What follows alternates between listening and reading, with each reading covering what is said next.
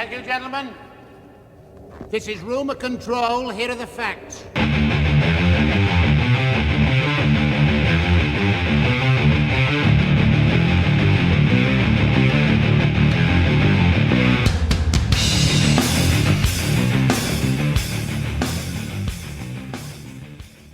Hey, gentlemen.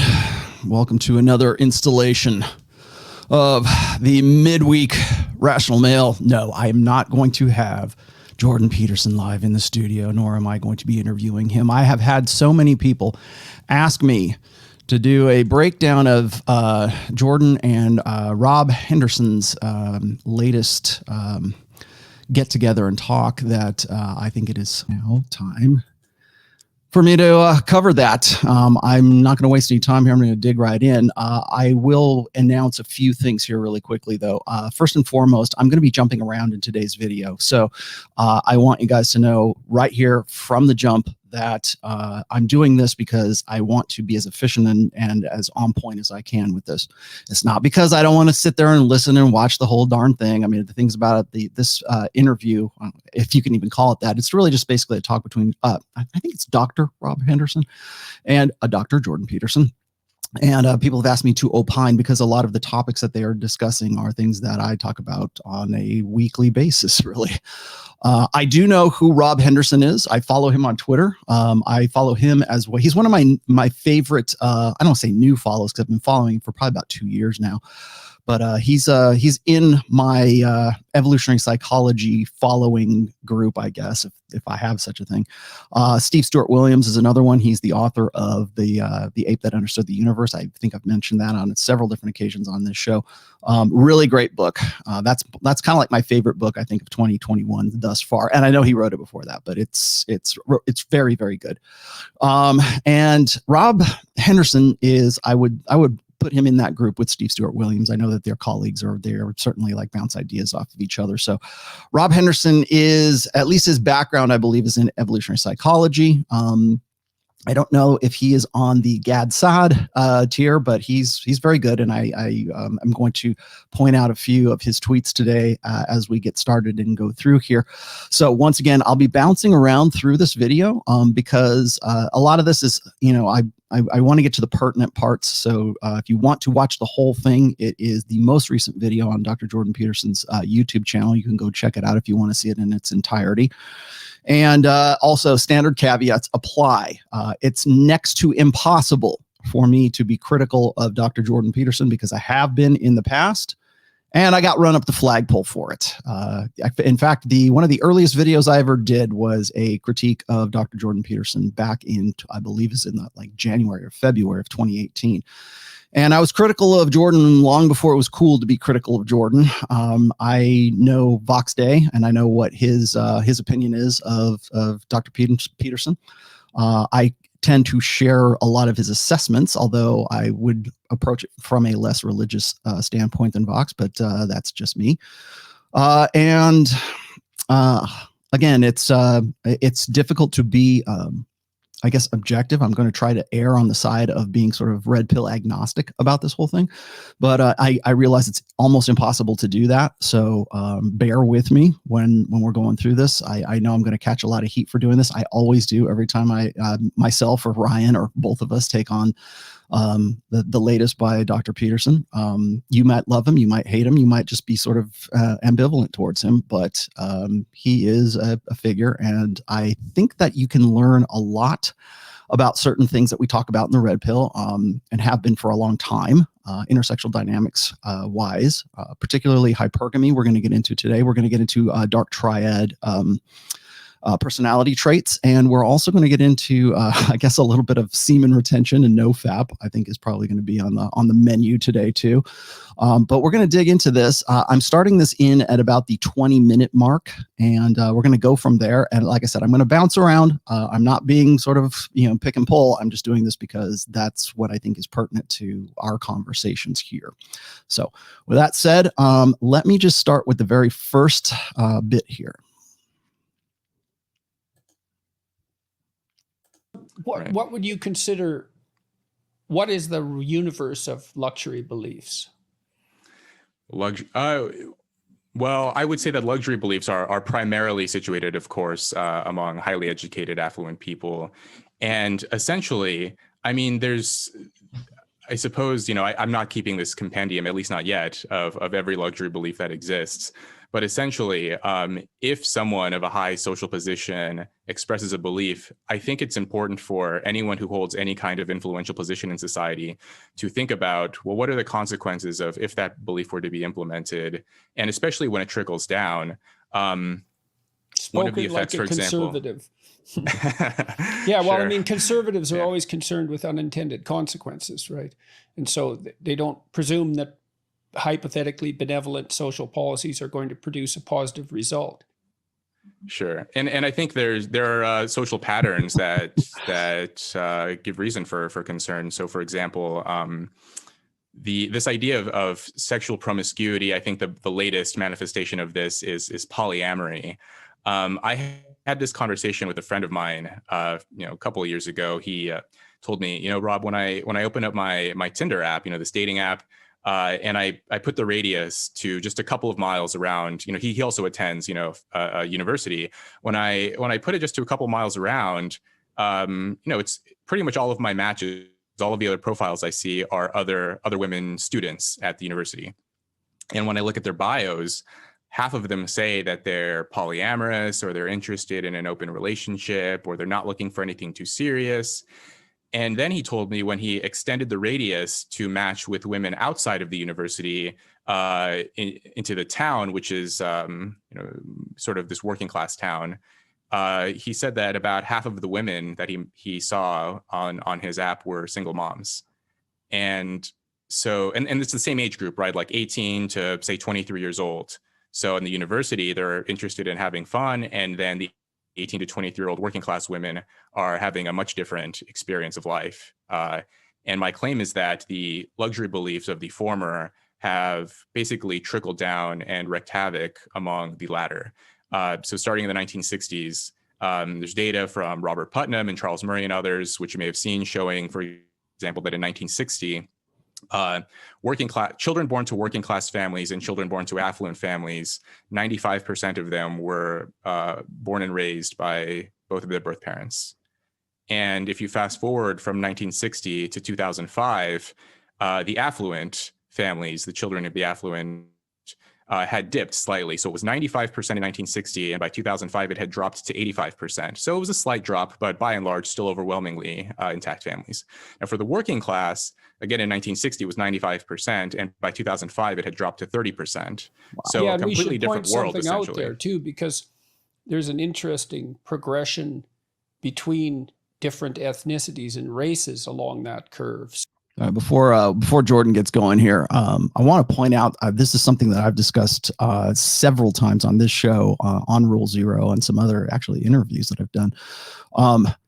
1965, right about the time that hormonal birth control is implemented or is instituted, let's just say the advent of hormonal birth control comes up.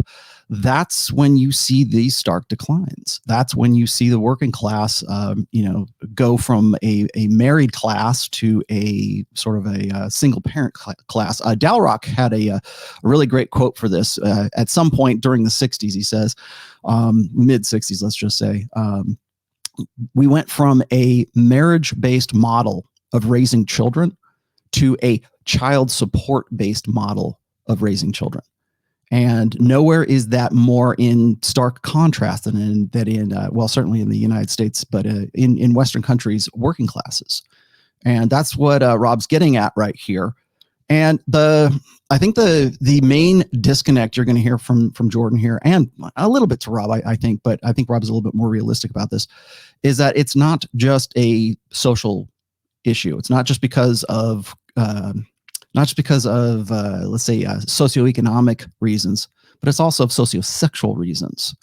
And I've heard Jordan talk about how important, how significant an invention hormonal birth control is, but I don't think he ever really makes the connection between where we've gone societally as a result of the changes that were implemented by the idea that we can have safe and easy birth control, and that is unilaterally controlled by women. I've yet to hear him explain that, But let's continue here, and he'll So opine. the first, correct me if I'm wrong, but I believe this to be the case. The first population that really affected was the Black population. Then it was the Hispanic population.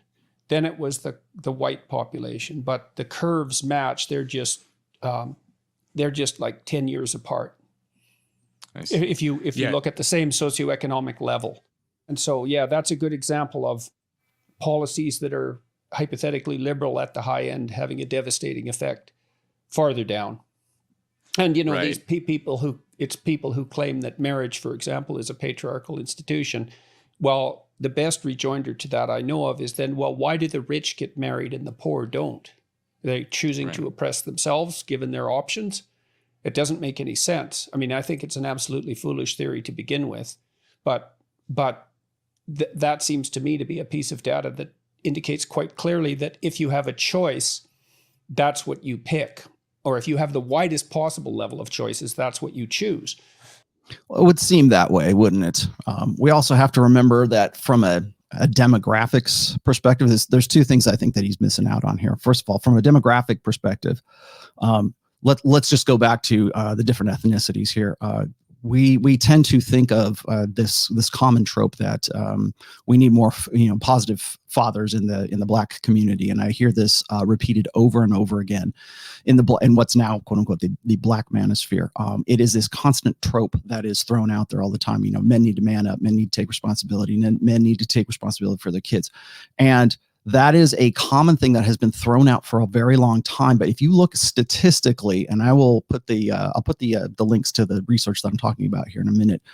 But if you look statistically, while Black men do not marry the baby mama, they are still living in the house. Overwhelmingly, they're still living with the kids that they're with. So it's not so much about being influential, being a part of that kid's life. It's, are they married or are they not? And that right there is sort of this old school premise that if the couple are not married, then that means that the baby father, the baby daddy, has in some way just completely abandoned the family, when in fact that's the primary reason why we still hear about alimony, we still hear about child support payments, we still hear about deadbeat dads and things like that, whereas those guys tend to still be a big part of their kids' lives, and in most cases they're still living in the same place, they're just not married to the woman. So therefore, if there is no marriage certificate or contract between the two, she's therefore a single mother, whether or not the guy's living in the house or not. But we don't hear about those statistics. So we tend to throw out these things about, man up. It's a very easy way to get guys to sort of get on board with this man up, and take responsibility, more and more responsibility, while at the same time, they lack the authority to affect that responsibility from within their houses. So there is that aspect there. Now, number two is this. Why is it that more affluent people, college-educated people, tend to get married more than, say, blue-collar working class, let's say non-college educated? I've talked about this on Aaron Clary's show when he came on this show as well. The main part is this, yeah, they do tend to get married more, but they also tend to have less children. Or if they do have children, it's like one or two. And we already know that we are below replacement level fertility in the United States. I want to say it's even 1/3 or 1/2 of what it ought to be. I have to go look at the numbers for that, but I do know for a fact that we are below replacement level for fertility in this country, at least in that particular demographic that they're talking about right here. So it's not so much about the marriage. Once again, that's what I was focusing on the ethnicity side of things. That is what sets the standard. Marriage is what, quote unquote, sets the standard. So if they're not married, then family formation is not what family formation ought to be, according to an old order way of thinking. That is 20th century thinking. Now, again, I am not against having kids. I'm not against having a family. I've been married for 25 years. Don't throw that one at me right now. I get it. In fact, I get run up the flagpole for being married for 25 years and being in the red pill. However, I will say this, is that is always the benchmark. That's always the goal. That's always the binding certification. That's the metric by which we'll make these decisions as to whether we're living in a great society or not living in a great society, or that's the cause of degeneracy, or because we can track degeneracy because people are not getting married. That's where we're at with this conversation. And you'll see it permeate this is especially true of trad cons, but it permeates guys' understanding of what intersexual dynamics really should mean, or how do we measure that? Like, how do we quantify that? How do we qualify that? And the great qualifier is always marriage, irrespective of whether marriage is a good deal or it's a bad deal right now, or we've completely corrupted the idea of marriage legally, financially, intersexually. That doesn't enter into the equation. Are they married or are they not married? That's how we decide whether the house is a fatherless house, an absentee father, even if the father is living in the house with a kid. If there's no marriage contract between the two of them, then the woman is a single mother. So we have to, I hate to split hairs, but we have to split hairs here and make that distinction, because that's where all these stats rely on. And particularly when it comes to guys who don't have any frame of reference outside of the metric that is marriage. Yeah, it's a catastrophe. Although, the fact that it's a catastrophe is also hidden by a whole other set of luxury beliefs, like all families are of equal value, which in some sense is true, right? Because if you're thinking about how each person should be valued and whether or not the child of a single mother should be valued, well, obviously the answer to that is yes, but that doesn't mean that all family configurations are equally functional on average. And I think the data is absolutely clear that children with intact two-parent families do far better. Now, if you get divorced, there are things you can do that moderate the effect of the divorce. What's his name? He wrote The Boy Crisis. Warren Farrell has documented a number of ways that people who get divorced can ensure that their children do about as well as they would in an intact family. And some of that involves approximately 50% contact with each parent. I think the parents also need to attend counseling, third-party counseling, so that they can maintain a reasonable relationship, and they have to live within something approximating a 20-minute drive from one another, something like that. But I mean, that takes a lot of balancing and dancing to replicate that environment. And it seems... Okay, so what Rob Henderson is really hot on these days is luxury beliefs, like the idea that you can be polygamous or polyamorous. Let's just go with the popular vernacular here. Okay, polyamory is a luxury belief. It's a luxury relationship style. And prior to the sexual revolution, once again, going back to 1965, you would not hear of such things. I mean, at least outside of, like, say, Muslim culture for that matter, like you can have more than one wife or whatever that particular ethnicity or religious belief is. Prior to 1965, you were not going to see anything even remotely like that in, modern first world Western cultures. So again, this is not a value call. I'm just saying that that's what you wouldn't see. But here we have this idea that now, and I think I'm correct in this, is that when it comes to polyamory, this is not so much a religious thing as it is a mating strategy thing right now. And what Peterson doesn't really kind of wrap his head around is that those aren't, and I think maybe even Rob doesn't really wrap his head around this, but or maybe he just doesn't make his case well. But I think that when we've talked about on this show about polyamory, and I've done at least 2 shows on it, when we talk about polyamory, you have to remember that this is a response. This is an adaptive response to exactly the changes that he was talking about prior, which is the advent of hormonal birth control, the sexual revolution, and everything, all the socioeconomic cascade of events that happened as a result of that. Well, here we are in 2021. Actually, prior to this, I've been talking about polyamory since like 2017 or 2018. And I can show you the articles and I can show you the essays that I wrote about it back then. But now we're trying to normalize that. We're trying to say, hey, this is an alternative relationship style. This is an alternative way to raise your kids. It's like this sort of collectivist way to raise kids. And, mommy might have, 3 husbands, or you might have 2 dads, or whatever the combination ends up being. This is as a result, or as a sort of a a market shift in the sexual marketplace. So to get married and have one mom and one dad, and to have that sort of nuclear family, or even just that straight up, socially enforced monogamy that we used to have, or the style anyways that we used to have in the 20th century, that right now is not so much a luxury belief as it is an adaptive process or an adaptation to the current sexual marketplace. He's going to talk about hypergamy here in just a second, and I'm going to fast forward it just a bit so we can get to that part. But when he's talking about hypergamy, it becomes really clear when Peterson talks about this, because once again, my main complaint about Jordan, when he talks about hypergamy, is he only focuses on one side, and that's the beta buck side of hypergamy.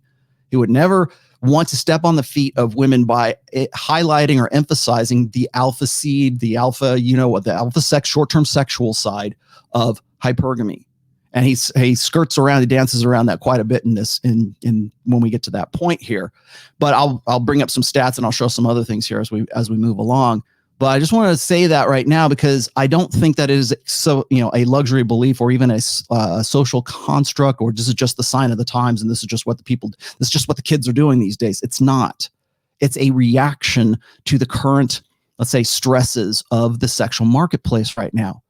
As I've said before, when guys get into a polyamorous relationship, it's even Rob Henderson has put up stats about this, is when a couple has a quote unquote open relationship, the partner that is into it is usually the one that can profit the most from, or benefit the most from it. So if it's the guy and he's very high value and he wants to be, have a main chick and have like a few side chicks, as we talk about all the time, and what shows. Well, we talk about this all the time. Should a high value man be able to cheat? That seems like it's really great. But really, when it comes to polyamory, it's usually beta male men who are clustering around one fertile female. And usually the most alpha amongst them is the one that gets to, impregnate that one.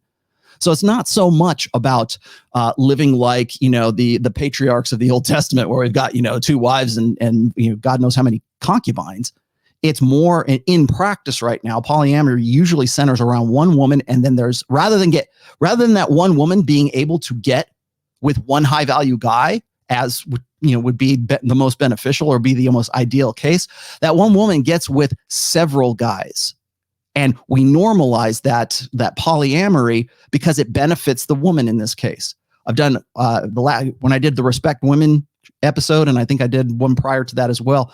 When I was talking about how we're now normalizing this alternative relationship style, it benefits the woman right now. We've talked about, polygamy, right? With the GYNY, right? One man, many women.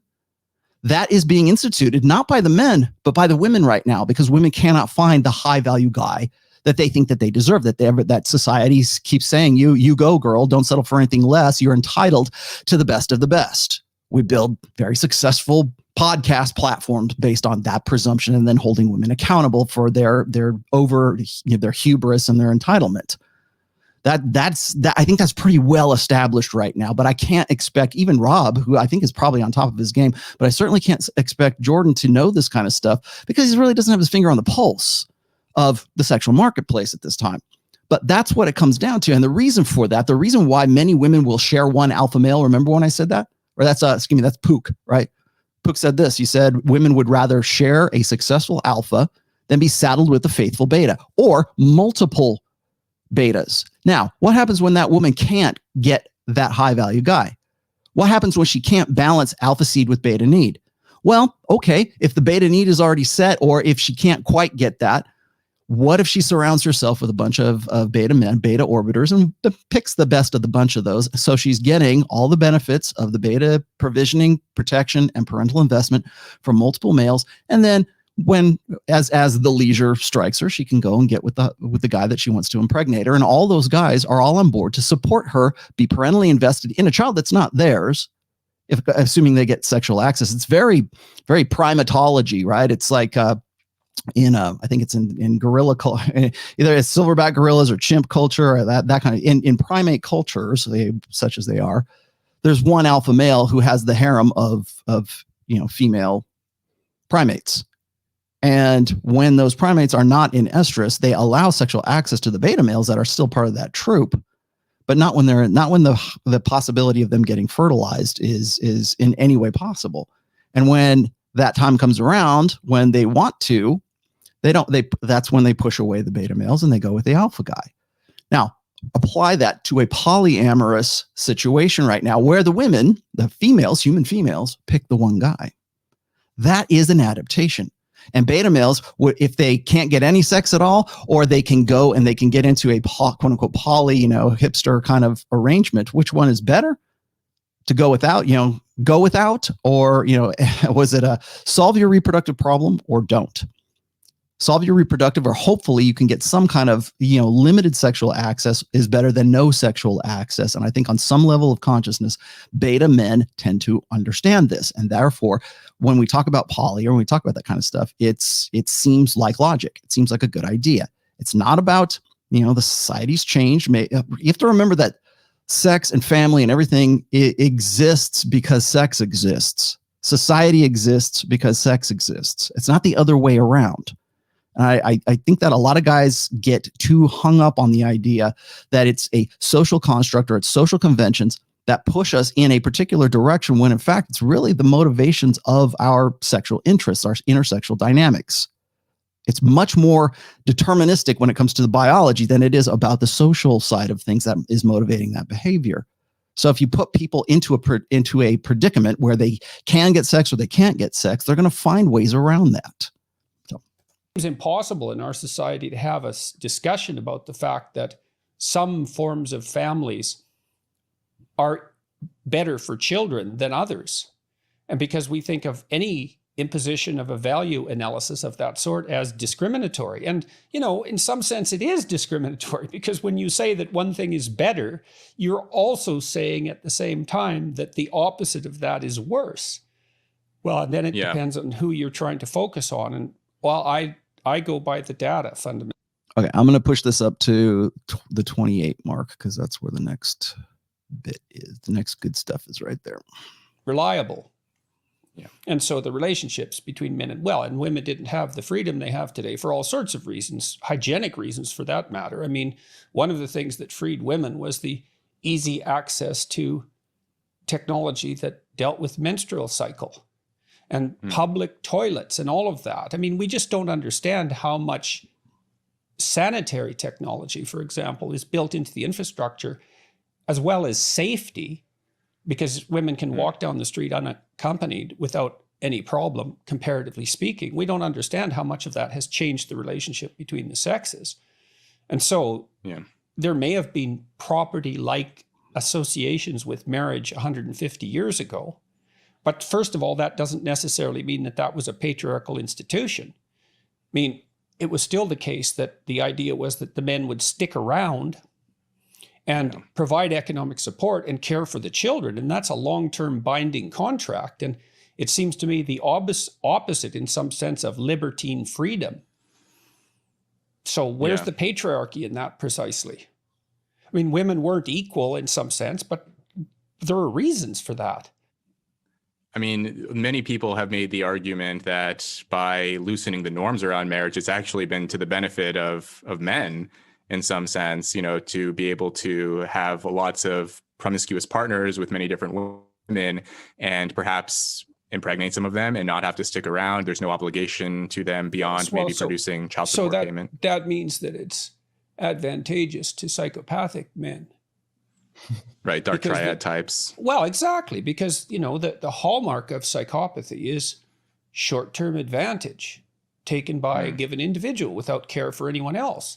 And it certainly seems to me like dating apps like Tinder. Now, I don't want to call every male who's successful on Tinder a psychopath. I'm not saying that. But I would say that it isn't obvious to me at all that if you're a successful polyamorous male on Tinder, and so that's going to be a very tiny subset of men, they're hyper-selected by women, a tiny subset of men who receive almost no rejection, they're set up to learn to be psychopathic because all their interactions with other people can be devoted to short-term sexual gratification with no emotional intimacy or long-term commitment. And that's a hell of a training ground as far as I'm concerned. That's okay. So let's parse this out a little bit here. First and foremost, Tinder is something that's done voluntarily. Let's just start that off right there. So when we're talking about dark triad traits, and we've talked about that actually about 4 weeks ago, I had John from Modern Life Dating on here, and we were talking about why is evil sexy? And I'm using evil in the sort of colloquial sense. I'm not saying, oh, evil. I'm saying, why is it dark triad traits? Why is it the things that we think are asocial or antisocial tend to be more sexually arousing or attractive to women? So again, we're putting the cart before the horse here, I think. The idea that men are fiendishly exploiting Tinder to psychopathically exploiting Tinder to just go out and have these short-term kicks for fun kind of thing, or to increase their notch count or increase their ego centrism. Now, are there guys that do that? But I'm not going to rule out that idea, but let's be honest here. For by and large, women are doing the choosing on Tinder. They're certainly doing it on Bumble, and they're certainly doing it on Hinge. Okay, it is because in those platforms, it is up to the guy, or it is up to the woman to make the choice on those. Sorry, I've got my audio here. But to make that choice. So who's doing the selection here? It's not that guys are fiendishly, I'm going to get these girls kind of thing. And also remember, this is primarily when it comes to those programs, or to go those apps, dating apps, it's not like the guys they're trying to, it's very limited, let's just say, for men to run game on Tinder. It's primarily visual. Woman sees the guy. She says, yeah, that's great. I want to get with you. I don't care if you're a sociopath. I don't care if you're a convicted criminal. Hypersophilia, right? I don't care what your moral, imperatives are or whatever like that. It's, are you hot and are you DTF? And I can't expect, well, maybe Rob, but I can't expect Jordan Peterson to understand this, because he's kind of far removed from this, and he's kind of has no real frame of reference for this. I personally had to actually come up to speed on this as well. I had to have guys like Myron and John and some other guys help me out with that, right? This is how we do it. Instagram is the #1 dating app online right now. Tinder, yes, okay. But I think there's this presumption, there's this idea that if there is polyamory, if there's casual sex in any way, if there is sex without commitment, sex without investment, sex without emotion, sex without this, cosmic significance, then it's because guys are fiendishly trying to get these girls into bed. Now, Rob, prior to this little clip right here, Rob says that it's bed to the benefits of men that these technologies exist, right? Like, say, for instance, and I've heard this a million times, this is a holdover, I think, from militant feminism from the 1970s, okay? Which is, well, and I still hear this from the abortion crowd today. Well, abortion and hormonal birth control work to the advantage of guys, because guys don't have to worry about it anymore. Guys don't have to worry about pregnancy. Guys don't have to worry about that. And it's complete nonsense, because it is women, by and large, who have all power when it comes to pregnancy, obviously. My body, my choice, right? If you don't have a uterus, you don't get a say. Talked about that many times. When it comes to hormonal birth control, for men, there's 2 forms of birth control, really. Well, I should say 3. One's abstinence, just keep your pecker in your pants, right? You'll hear that all the time thrown at guys, because again, the presumption is guys let the little head do the thinking for the big head, right? How many times have we heard that since 1965? So there's that aspect. Then there's the you can, of course, abstain. You can get a vasectomy, I suppose, because that's real popular right now. We want to say, oh, we need reversible vasectomies. Which is kind of ridiculous. I understand why they're trying to make an absurd sort of play for that. And then finally is a condom. Okay. So you should use a condom, which, by the way, we have a new law in California right now that makes it illegal to, quote unquote, stealth. Okay. Which is pulling the condom off without the consent of your partner. Well, who does that affect most? Who's going to wear the condom during sex? It's supposed to affect men. And what the idea is that men are somehow fiendishly whipping off the condom in the middle of their mid-stroke, right? And putting it back in and then fiendishly impregnating the woman to say, see you later, baby. When in fact, it's usually the woman that says, take off the condom. I want to feel you.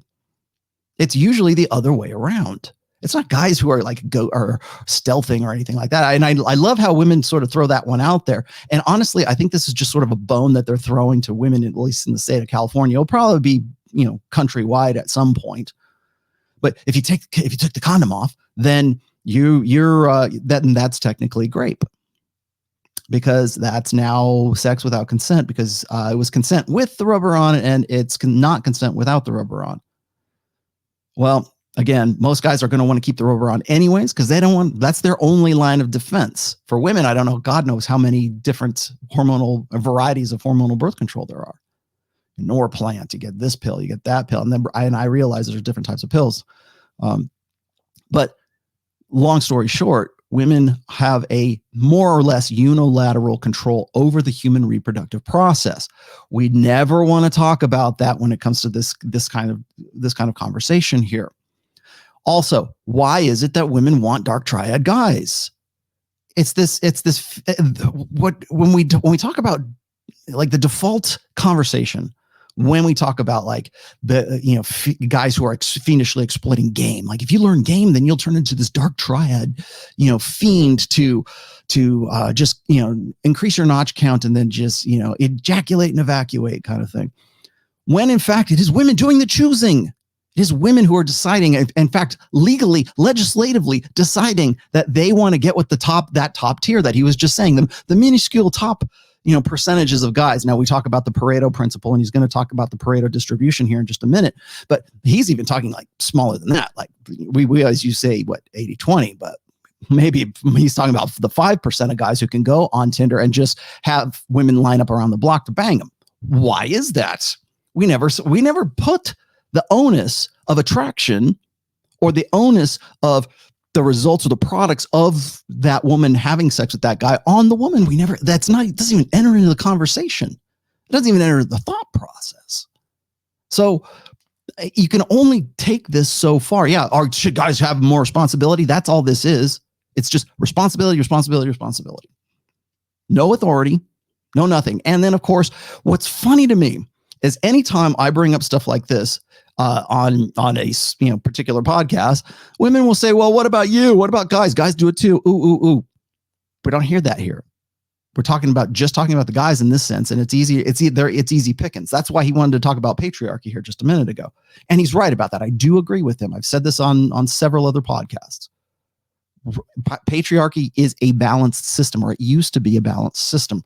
Ideally, it was a balanced system, meaning that the guy had authority. Men had authority over women and over their families and over their children and over the direction. They were the head of household. Today, they are an equal partner, ostensibly an equal partner. They're an equal partner that is never going to be equal because they're not either making enough money or they're not, because we always want to make that metric about equality, about socioeconomic, issues. So when a woman gets a promotion at work, then suddenly it's time for divorce. When that guy is making more money than the woman, then we're equal partners. So there's never any authority that comes along with that responsibility anymore. And I don't think that, again, I know Jordan's been on PragerU several times, and I would say this straight to those people too as well, is that responsibility without authority is slavery. And that's where we're at right now. So we want to keep, I agree with him in this, is like we're feminists and a gynocentric social order. And whenever it is convenient to bring up patriarchy, smash the patriarchy, whenever it's convenient to do that, it's a real easy target, because we've been hearing it over and over and over again for the past 65 years now. So it's not so much about patriarchy as it is about wanting to disempower or deauthorize, right? Take away the authority from men. So men have all responsibility and 0% authority. We want them to be responsible for their families, but we don't give them the authority to affect that responsibility over their families. This isn't anything I haven't covered in the past, but I want to point it out here, because when it comes to women selecting guys to have sex with, to breed with, to have to become a single mother with. As Rob was saying in the beginning here, when he went out, his friend went on Tinder, he was in the school area, like when he was broadening his search or was, staying local around the school, it was women who were, young women who were into, poly, or they were into non-exclusivity, they were into casual sex, they were into whatever. It's that hookup culture that I was talking about. There's no really such thing as hookup culture. It is women making those selections, not guys that are making those selections. But yet we want to believe that it is those guys. We want to believe because men have a higher libido or men have a higher sex drive, so that they're the ones that are, push. Hey, that's who it benefits, right? Because if she doesn't get pregnant, then it benefits you because it's all about your dick. And it's not. It's about the women making those choices now. It might have been in the 70s. It might have been in the 80s.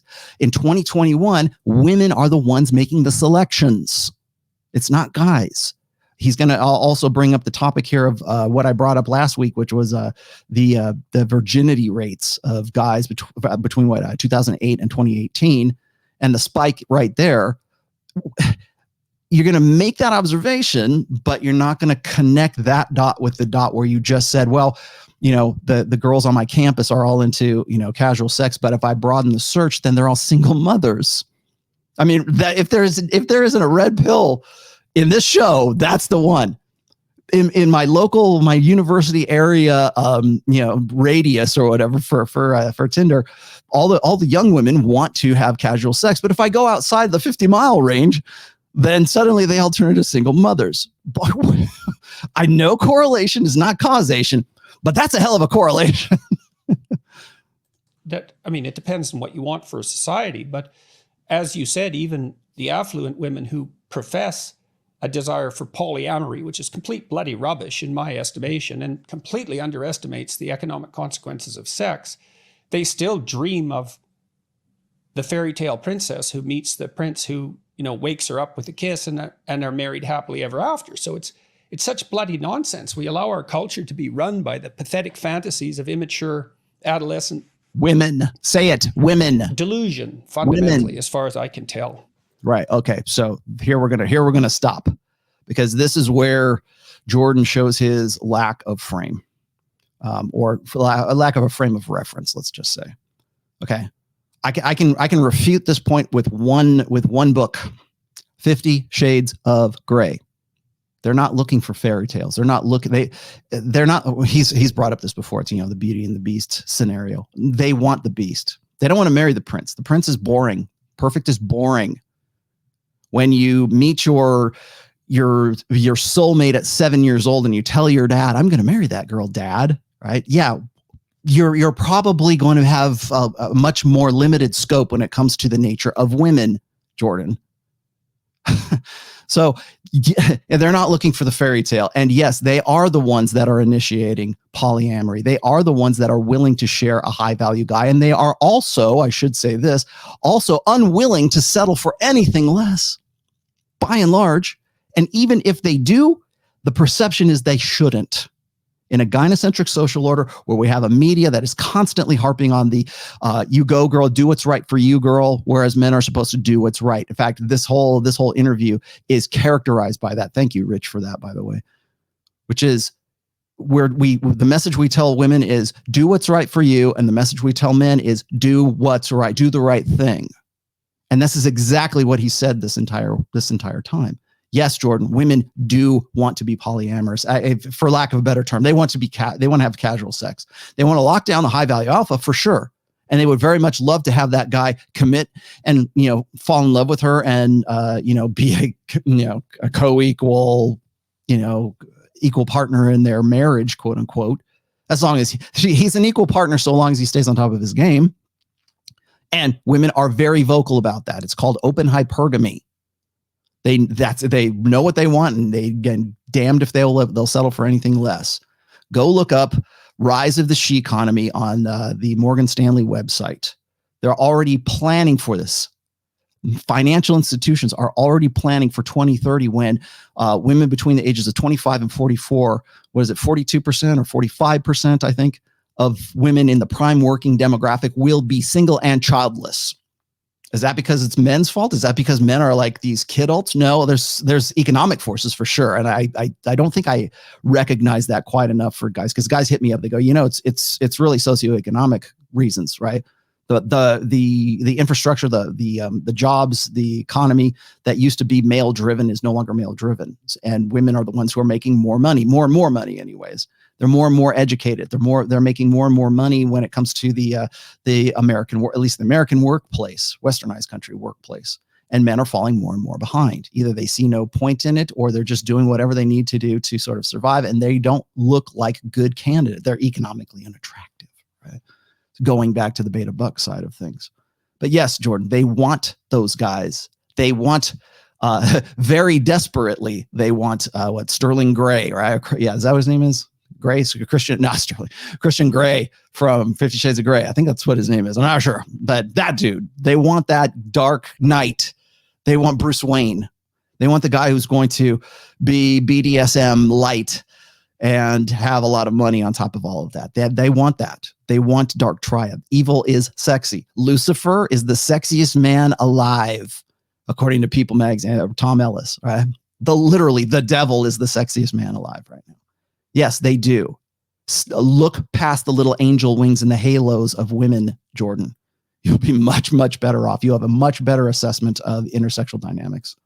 There was a study I saw, I think it was last year, on this very question of who uses dating apps and sort of their personality traits and so on. And they did indeed find, and these were just university students, which, take it for what it's worth, but the people who were using the dating apps, which is about 1/3 of the students in the sample pool, they were sort of more likely to be interested in short-term sexual conquest, not really surprised, more interested and more likely to use drugs and alcohol, more likely to have sort of callous sexual attitudes. I can't remember the exact term they used for this construct, but basically they were more likely to agree with statements like sex is like a game where one person wins and the other person loses. So if you're using a dating app, you're more likely to say yes to that kind of question. So in a way, I think you're right. There's a status element to that. I mean, there's the old trope of notches in the bed frame, and among competitive adolescent males, there's no reason. There's every reason to be competitive about how much you can drink and how many people you can lure into bed. Okay, so this is the sexual conquest trope. Okay. This is the idea that guys have a big dick measuring contest. Like, we're all frat boys. It's beer and boobs. Masculinity is what it is. Go look that one up. I've got an essay I have an essay for that. It's beer and boobs masculinity. It's the idea that your sexual prowess, your status and your high valueness, however you want to measure that, is measured by notch count. And I've said the same thing on this show. It's like, guys who are sexually successful have a different attitude, have a different status. But the problem is it, so the question that they're not asking is it solely about a status contest, or is it simply because the guy wants to get laid? It seems like a good idea, man. That girl looks like a centerfold, man. I want to bang her. Is it just as simple as that? Or is it this, well, I'll think more highly of myself, and my friends will think more highly of me if I have 300 notches instead of just 7 or 8. Oh gosh, I feel so bad about myself. I really wish I had more self-esteem. I need to go get more notches on my bedpost. You've already just said a second ago here that about the Pareto principle, the 80-20 rule. The 80%ers, those guys, the beta males, let's just say, look, for abstract term, the beta males aren't worried about that. They're not. Most guys, I would say, even the guys who have very high notch counts. They have high notch counts because they like having sex. That's what they like to have. It's not a conquest. And what happens is when you have beta males who see guys who are having sex with a lot of women, they seem to think that the only thing that explains that is there has to be a character flaw in the guy who's having a lot of sex. I wouldn't want to have so much meaningless sex. He just does that to build up his ego. He has notch counts. It's conquest. And you will hear them repeat that over and over again. Whenever I hear the term sexual conquests, I think of 1975, 76, early 80s. Feminism, because that's where that language comes from. Remember when we were talking about that the feminist on the Dick Cavett show that was going head to head with Hugh Hefner? All of the language that was being thrown out in that conversation from 1970 is still with us today. Here's another example of that. Sexual conquest. We're still clinging to the idea that men have some sort of ego investment in how many chicks that they've banged. I've said this before. Like, I can remember when I revealed my own notch count. I think it was on Pat Campbell's show, and he's like, "How many women have you had sex with?" And I'm like, 41, 42, something like that. And suddenly, I'm a man whore, right? Oh man, have you got yourself checked for venereal disease? Like, people were losing their minds on his show, which is seems to be very conservative and all that, right? For me, like, if I'm going into the manosphere, I'm talking to guys who are pickup artists. I'm talking to guys who are running game. I talk to, God forbid, I talk to, the people that I associate with, right? Those guys are in triple digits. I seem like I am like very low on the totem pole in that sense. So it's just really where that measurement is coming in. But I've never thought of it in terms of, well, I'm better than the guys who have, if I've got 41, then I must be better than the guys who have 39. Or, oh, I feel so out of it. I need to get my number. I gotta cheat on my wife so I can get my numbers up. That never even occurs to me. It never occurred to me when I was racking up those numbers. It was just like, that girl looks good and I want to get laid. It wasn't about conquest. It wasn't about ego appeasement or like building myself up or fluffing. All right, I'm going to fluff myself up because no, it's me. I had sex. I enjoyed it. I toweled off the junk and I went and got a big gulp at the 7-Eleven. That's pretty much what it comes down to. But when you are the guy who is in that 80%, you have to make up rationales for guys who are more sexually successful than you. So what's the easy way to do that? Well, gaslight those guys into thinking that there's something wrong with them. It's those are sexual conquests. If you're not marrying her, you're not putting yourself into a position where you're going to get into a relationship later on, then no. As you know, I've talked about dating exclusively, what my opinions are when it comes to plate spinning and stuff like that. But this is a really important part of this video here. And they're about to get to hypergamy here, but it's very important because that sexual conquest is literally out of the feminist handbook from the mid 70s or early 70s. So bear that in mind next time you hear this kind of stuff. Now, the other part is this, that I'm going to show you. Actually, let me pull it up. I have it on right here. So this is number one. This is from Steve Stewart Williams. Okay. So this right here is going to be back. I got run up the flagpole for, let me pull this out. There you go. I got run up the flagpole in the Lauren Southern interview about the 80-20 rule and the fact that 100% of women want to get with the top 20% of guys. Well, here you go. This is a recent study. Thank you, Steve Stewart Williams, author of Ape That Understood the Universe. Studies of online dating find that most men find most women at least somewhat attractive. In contrast, women view 80% of men as below average in attractiveness. That is below average. Let me repeat that. Below average, not average, not above average, below average. Okay. In attractiveness, men, on the other hand, liked more than 60% of female profiles, while women only liked 4.5% of male profiles. So there you go. Lauren Southern, if you're watching, there's some modern that's as I think as recent as 20. When do you put that up there? This year, as a matter of fact, I think that's 2020 or 2019. This is from a Quillette article, but it's got the research. I'll put all the links to all these pertinent ones in here. So there's your 80-20 rule right there. Nuts and bolts, hard data. Tell me I'm wrong. Please do. I'm all ears. 80-20 rule again is not 80% or what is it? 20% of guys are banging 80% of girls. No.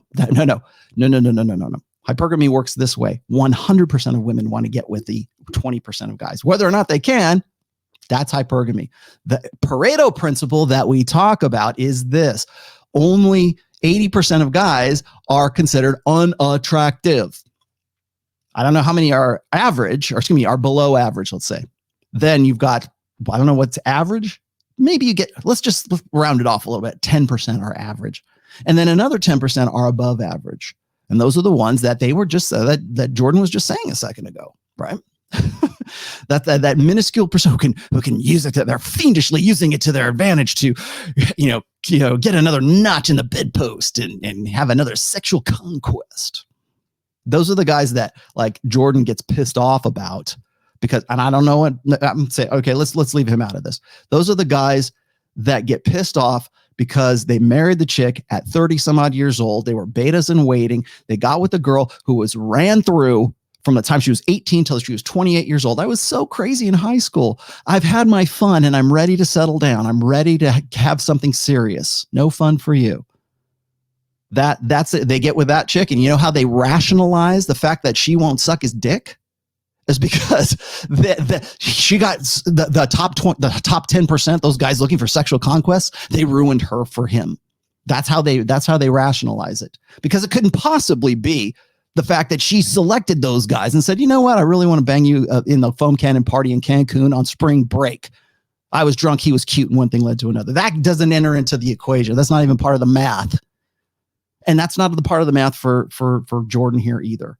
Because again, it's always this preconceived, it's just this like subroutine that's running in the background that says, protect the women, nothing unflattering, blah, blah, blah. It's this, I don't know really how to explain it, but it's really more like whenever we're talking about, like I was talking about how Mike Rashid was a blue pill alpha, right? Or I talk about guys who are like sort of white knights, and they could be guys who are famous. They can be guys who have high status. They can be high value guys and still be very, very blue pill. But in the back of that, in that subroutine that's running in the back is like, don't say anything bad about women, because if there's any woman in earshot, I might look worse. My status might drop a little bit because I'm not on board with Team Woman. That's where that comes from. Now, this is the other part right here. This is actually from Rob Henderson. Rob says this, and this is from a research paper that he made available, that I think I can make available. Women rated male characters designed to capture high dark triad facets of personality: narcissism, psychopathy, and Machiavellianism, or a control personality. Physicality was held a constant. Okay, so it's not about looks so much in this, although guys will want to quibble about that. Women rated the high dark triad character as significantly more attractive. Now, he says D equals 0.94. 1.00 is a perfect score when it comes to these kinds of research. Okay, so that's pretty damn close to perfect. So that's one thing he was talking about. And then last but not least was this. And this is where I really wanted to get to, because this is exactly what he just said a minute ago. College men who admit to behavior that legally meets the definition of rape tend to be more popular, have higher status, and have more consensual sex partners. Men with money, status, popularity, and power are more likely to be sexual predators. Okay. Now, where's he pulling this from? This is from a book by David Buss. That is his new latest book. And I believe, what's it called? Why Men Behave Badly, or something like that. Again, this is a Quillette article, and I'm looking at it right here.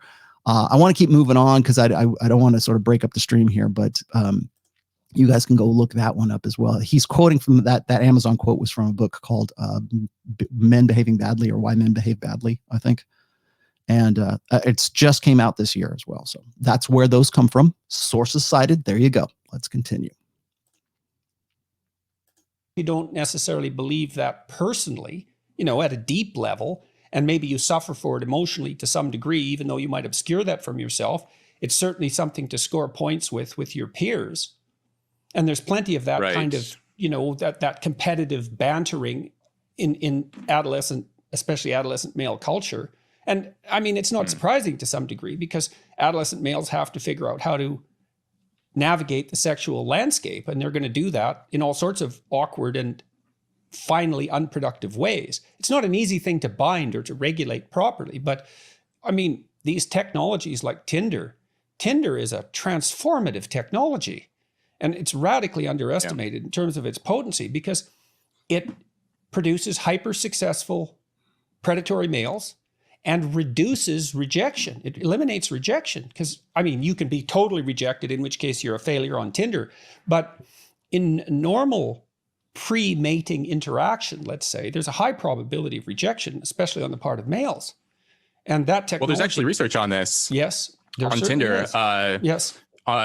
So there's research basically showing that. So on Tinder, women they like, swipe right. They like the profiles of only 4% of the men that they see on the app. Whereas for men, when they see female profiles, they swipe right or like more than 60%. That's 60% of the profiles they see. So that's really worth concentrating on, because that's a great example of hypergamy. All right, so we're gonna start with hypergamy here in just a second, but that was the study I just showed you in the last one there. It's 4.5% of women swipe right on someone. So 4.5% of the profiles that are shown to women through the Tinder algorithm, 4.5% of them are swiped right. For men, it's a little bit over 60% they're swiping. So if it's over 60%, are those guys the sexual predators that Jordan wants to make them out to be? Now what Jordan believes is this, at least as far, I don't want to put words in his mouth there. So let's just say this. I think his perception is that Tinder is this mechanism. It's this app. It's this methodology for like predatory guys, or if they're not predatory, they become predatory because they have this new technology that will enable their psychopathy and their, dark triadness or whatever. And they're going to fiendishly go and get with those chicks. All right.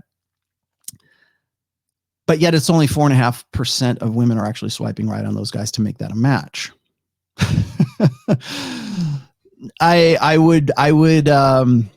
would be very cautious in his assessment when it comes to things statistically or percentage wise. Right. Again, 80-20 rule, Pareto principle. When it comes, and again, he's still harping on the conquests thing. He's still young adolescent boys are always jockeying with each other because that's how they measure their dicks, right? That's the metric, right? How many chicks have you banged? Because that'll make you more of a man than him. Jim, you've got 12, and Johnny, you've got 10. So therefore, Jim's more of a man than you. No, there's absolutely no consideration of sexual selection on the part of women. Hey, Rob tries to insert that in. 4%. Oh yeah. Let's move along. Right. So women mate across and up success hierarchies, and men mate across and down. Mm-hmm. Mm-hmm. Right. So, and the women like men who are about 4 years older. Okay. So he's right about that. But did you see what he just did there? Did you catch that? I would run it backwards. I probably should just so you guys pick that up. But I'll repeat that. Okay. He thinks that hypergamy consists of this: women mate across and up success hierarchies. But yet on Tinder, there's no real way to say that there's any kind of success, because Tinder is for one thing, which is hooking up. It's for getting laid, Jordan.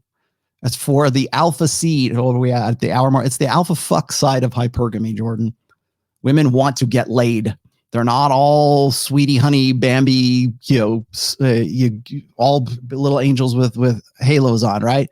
Even the girls in Bible study, those chicks are on Tinder too, okay? Or Hinge or whatever the equivalent is, okay? So when we talk about, how do women select, right? That was the whole thing about hypergamy. Now he's using, thank you, Jordan. Thank you for using the term, like at least somewhat properly here, but he only focuses on the beta buck side of hypergamy. There are two sides. It is dualistic. There's the short-term sexual benefits. There is the genetic benefits. There's the hot guy on the foam cannon party. That guy looks like the dude in the hot fireman's calendar, and I really want to bang him. He really gets me off. My arousal level is way up here, right? That's women want to have sex. That's the validational side of hypergamy. The sex she wants to have. Enthusiastic consent. There it is. That's the sex she wants to have. Then there's the beta buck side, which is exactly what he just described here. And most guys, particularly trad cons, only exclusively focus on this one side, which is, they're success hierarchies. So women only pick guys who are in the success hierarchy. No, they don't. They go for guys that they want to bang, especially when they're younger, especially when they're in that window between 18 and 28 years old. Hot guy on the foam cannon party, Jordan. That's what they're looking for at that. That's certainly what they're looking for on Tinder. They're not looking for Mr. Right. They're looking for the guy who's just going to rock their world and hope to God that they can lock that dude down. with a great new technology called hormonal birth control that we've already mentioned too. So you've got that. Now, he also explains this. He says, and then men mate across and down. Well, no, they don't. They would very much like to mate up. In fact, that's really the whole reason why guys want to get laid. They don't want a land whale. They don't want a land beast or whatever. They want the girl who looks like the centerfold, and they will jump. They will do lots and lots of things to make sure or improve their chances to do so. If a guy can get above his sexual market value, his SMV level, he's going to do it. In fact, that's really the whole point of the red pill game, is to be able to sort of break out of, like, what is it? You only get what you've gotten if you keep doing what you've done. It's not there. Yeah. Men don't have an attraction floor. And I've tried to make this point and stress this point on so many goddamn podcasts that want to run me up the flagpole for it, Charlie and Ben. But it's true. And here it is. Here's your God. Here's your demigod, Jordan Peterson, saying exactly that. They don't have a attraction floor. No one's ugly after 2 a.m. They'll be happy to get. You hear about slump busting? Yeah, you don't hear that from women. You hear that from guys. Yeah, what is it? Whale hunting? Chubby chasing? There ain't no chubby chasing for women, right? You will find here's a really great example of this. You will not find a dating site for in shape Fitness America pageant model women looking specifically for fat guys. Regardless of socioeconomic status, you will not find those sites. If they exist, somebody needs to send me the link to those. Here is a site that's specifically designed for women looking for fat dudes. No, there's plenty of sites for women who are looking for, executive introductions, right? They're looking for a rich guy for sure. Because you know why those exist? Because Tinder already exists. The executive introductions, which is in this case, really, going up the socioeconomic ladder as far as hypergamy is concerned. Yeah, women want that, but they're usually looking for that when they get to be 28, 29, when they're ready to cash out of the sexual marketplace, when they hit their epiphany phase. Yeah, that's when women do, like, okay, Tinder, put you away, and now let's go over to executive introductions and see if I can find me a rich man with benefits. Because I've had my fun. I'm done with that anymore. I've completed my journey of self-discovery. And you know what I discovered about myself? I need a man with benefits at 29 years old. That's what I've discovered. Conveniently at the average age of first marriage, 28, 29, somewhere there. Average age of first birth, right around the same time. Coincidence? I think not. But again, all comedy aside here, what Jordan, and not just, I don't want to just pick on him, because a lot of people in the sort of TradCon idealists think that they're happy to embrace hypergamy, but one side of hypergamy, which is the beta buck side. Men need to man up, and they need to get a good job, and they need to be husband material, and they need to be a good father, and they need to prepare themselves for maturity in life, and they don't want to be kidults anymore, and we can't have them prolonging their adolescence. They've got to be men. There's plenty of sites and plenty of gurus who are ready to teach you guys that too, because that's the only side of hypergamy that even ever registers in their brain. Because God forbid we say women really just want to have sex with the hot guy in the foam cannon party. They want that hot alpha seed, right? Well, we won't say that, because that would step on the little lady's toes, and that might be some unflattering truths, brought up as a result of that. So we avoid that. So now hypergamy is defined by just the beta buck side. Now, guys, you black pill doomers, here's your chance. Here's your term. The only thing you focus on is the alpha fuck side of hypergamy. The only thing you guys focus on is looks. Maybe status. Oh, does he have a 10-inch dick? Yeah, okay, I guess there's that too. Physicality. There's only one side of hypergamy to those guys, and that's the alpha fuck side. It's never the twain shall meet, or maybe it does, but nobody cares about it. Women don't care about those guys, or they're just using those dudes, right? Oh, you're never going to get her sexual best because she wanted to fuck Chad in the foam cannon party. Like, that's all you focus on, and then that's all TradCons focus on. They never want to say, look, there's alpha fucks and beta buck. It's dualistic. There's two sides to it. No one ever wants to talk about it. Or if they do, they want to stress one side over the other. Cross-culturally, they like men who manifest signs of success, as well as being handsome and personable and all of that. And the reason for that, as far as I can tell, is that they're looking to equalize the economic disparity that exists because women take a harder hit from sex and pregnancy than men. So they're looking to equalize that. And no wonder they're looking for someone who's competent. This is for long-term mating, who's competent and generous, right? You want both of those. So competence would be intelligence, general cognitive ability, and the markers that go along with that. They want conscientiousness or openness, as well as other desirable personality traits. And they want generosity, honesty, all of those. But so they're looking for someone who can provide. Well, it's not because they're greedy precisely. It's because, well, they're going to put themselves in a more vulnerable position if they have a child. And we know this because even affluent women who have a child by themselves or who get divorced tend to drop down the socioeconomic hierarchy a fair bit, which is, of course, why alimony payments and all of that are necessary. Okay. Now then, let's explain a few things here. Now, I realize this can be, what I'm about to say can be misconstrued as an apex fallacy. I get that. But let's just, for sake of illustration, let's just go with this here. The top 10 richest women on planet frickin' Earth made their money two ways, and most of them one way. That one way is divorce. And then there's heredity, right? There's inheritance. Either the husband died or the father died and she inherited the business, inherited the money, inherited her net worth, let's just say. But by and large, of the 10, I think only like 4 have received the money through inheritance. I might be wrong about that, but I know that it's over half. So divorce is the number one way, the number one resource transfer for women. End of story. You want to know why marriage rates are so low? There you go. You want to know why divorce rates are so low? Because fewer and fewer people are getting married.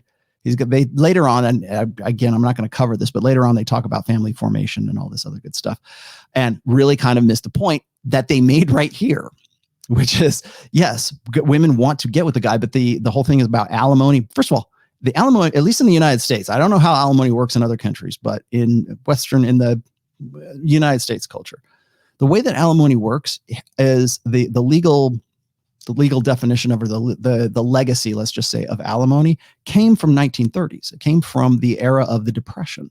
So that men wouldn't just up and leave their families in the Great Depression when they couldn't afford to take care of them, and they didn't want to go into the soup line, and they didn't want to go into the dust bowl or whatever. They didn't want to, it's like, I got all these kids, but there's nothing I can do. So they're abandoning their families and their wives and everything like that. So therefore you have alimony. That it used to only exclusively apply to men. Alimony can apply to, it's only applied to men in that sense. It can apply to women now because we've decided that whoever makes the most money is the one that's going to be on the hook for it. Well, that's all fine and dandy until you get into issues of child support as well. Now, I don't know that Jordan has any firsthand knowledge of this because I don't believe he's ever been divorced. Right? I think he's only been married to his wife for God knows how many years.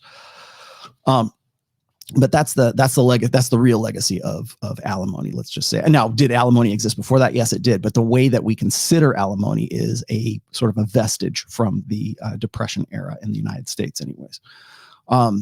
So there is that. The other side of this is that he is not really considering the importance of provisioning, protection, and the 3 Ps. Now, he is kind of covering this in the way that I've talked about in the past. Women are the more vulnerable sex. At least he's using that language now.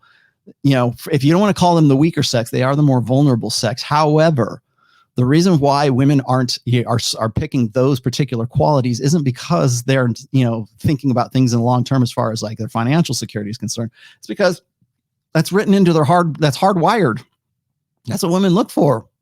There used to be a balance between alpha fucks and beta bucks. That was the balance of hypergamy, because the traits that made a guy hot were also the traits that happened to make that guy a good provider, a good protector, and you would at least hopefully be invested in you when it comes to the kids. So a guy, like when we see a guy who has the capacity for violence, which he's talked about several times, it's good to be a dangerous man. that, not to actually use it, but to know that you have the capacity for violence. Good. I 100% agree. However, what's the reason for that? Why? Because that guy could be a protector. That guy can at least turn that on and suddenly become a berserker and take off the head of the enemy tribesman if he had to defend his, the mother of his children and his children. Yeah, that guy, he's hot because he's muscular and he's got a capacity for violence. Wow. Does that track with the dark triad traits we were just talking about, that psychopathy and all that other stuff? I think the ideal guy, the perfect guy I'm not saying he's going to say this, but the perfect guy to this mindset is the guy who is just this savage animal. It's like Beauty and the Beast, and they can turn it off just instantaneously. Like when I've talked about like the different, like people always want to talk about toxic masculinity versus like what's good and what's non-toxic masculinity. And that, of course, that's just a trope. That's just a contrivance. It's like it's a means of control, really, is what it is in terms of a gynocentric social order. But the reason why we want to characterize certain aspects of masculinity as toxic versus the ones that are like less toxic, those aspects that are less toxic are the ones that benefit women. They're the ones that are like appropriate. They're validated in a feminine society. Express yourself emotionally. Anger is my default emotion as a guy, so therefore I'm going to express myself emotionally. No. That's toxic. Well, you don't get one without the other. The same impetus that makes you a berserker is also the same one that, makes the firemen run into the burning building to go save the kids. That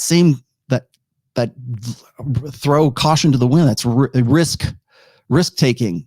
Women are far less far more risk averse than men are. Innately, naturally, that's our proclivity.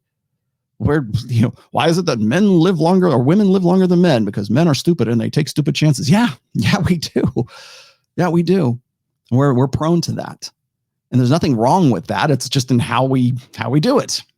Sometimes you need to go take risks. Sometimes you just need to say, what the fuck, right?